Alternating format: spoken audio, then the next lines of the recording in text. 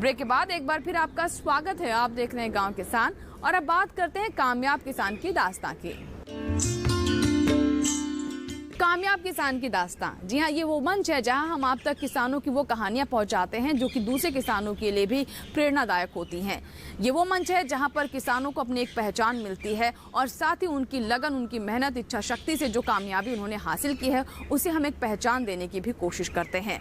तो चलिए दिखाते हैं आपको ऐसे ही कामयाब किसान की दास्तां जिन्होंने अपने अथक प्रयास से, अपनी मेहनत से एक नई तस्वीर पेश की है। आइए देखते हैं आज की ऐसी कामयाब किसान की दास्तां।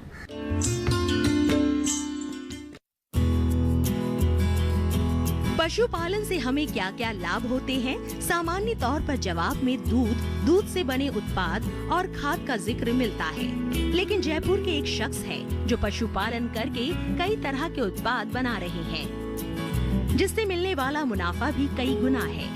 इतना ही नहीं, 15 तरह की अलग अलग गतिविधियों को भी संभाल रहे हैं जो प्रकृति और पशु दोनों के लिए अनुकूल है। गायों का चारा खिला रहे ये है किसान सुरेंद्र अवाना, जिन्होंने 2016 में डेयरी व्यवसाय की शुरुआत 2 गायों से की। लेकिन उनकी मेहनत और सफलता का अंदाजा इसी बात से लगाया जा सकता है कि आज उनके डेयरी फार्म में करीब 195 गायें हैं।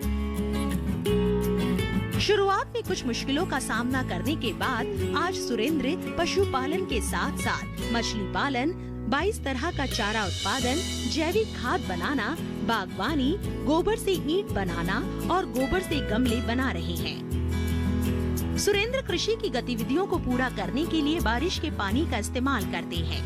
पानी की उपलब्धता बनी रहे इसके लिए उन्होंने 4 तालाब बना रखे हैं, जिनमें बारिश का पानी एकत्र कर लिया जाता है और उसी पानी से उनका हर काम आसानी से संपन्न हो जाता है।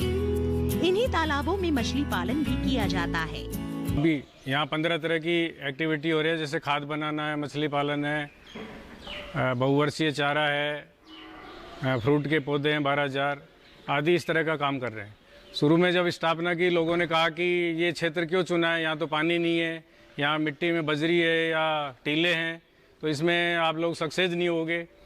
तो हमने ये ठानी कि इस जगह को ही चुनकर इसी में सक्सेस होके दिखाना है।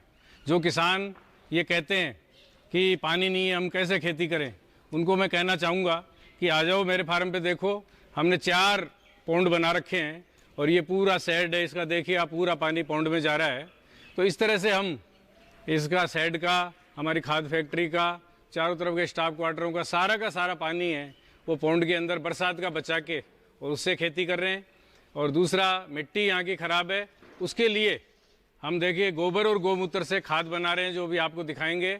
उस खाद से और पूरे फार्म की जो मिट्टी हल्की है उसको हम धीरे धीरे गोबर गौमूत्र से ठीक करके और उपजाऊ है। आज आप देखिए पूरा फार्म पे हमारा 22 तरह का बहुवर्षीय चारा और सारे फलों के पौधे हैं।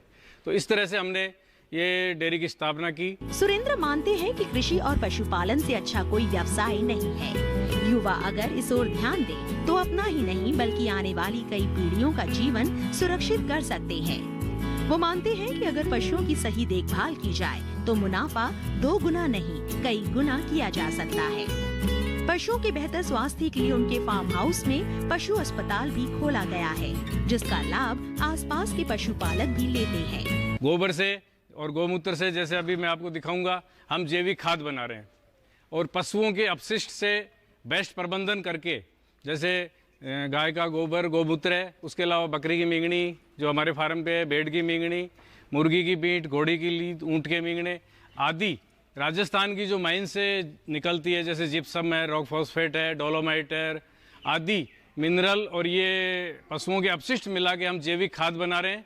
इस खाद को हम हमारे फार्म पे पहले यूज़ किया, यहाँ अच्छा रिजल्ट आया, उसके बाद हम आसपास के किसानों को दिया। 2-3 साल से जो किसान खाद ले जा रहे हैं उसके बहुत अच्छे परिणाम है। अब दूर दूर तक हम एजेंसी देके इस खाद को प्रमोट कर रहे हैं और इसके बहुत अच्छे रिजल्ट हैं। सुरेंद्र की सफलता के पीछे पारंपरिक और आधुनिक तरीकों का समावेश है।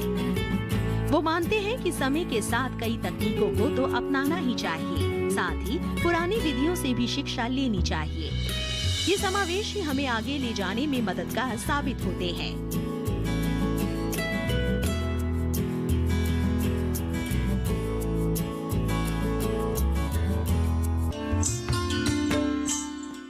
तो ये थी हमारे आज के कामयाब किसान की कहानी। उम्मीद करते हैं आप भी इस कहानी को देखकर कुछ न कुछ जरूर सीख लेंगे। इसी के साथ ही यहाँ दीजिए इजाजत, लेकिन गांव किसान के नए अंक में फिर होगी आपसे मुलाकात। तब तक के लिए नमस्कार।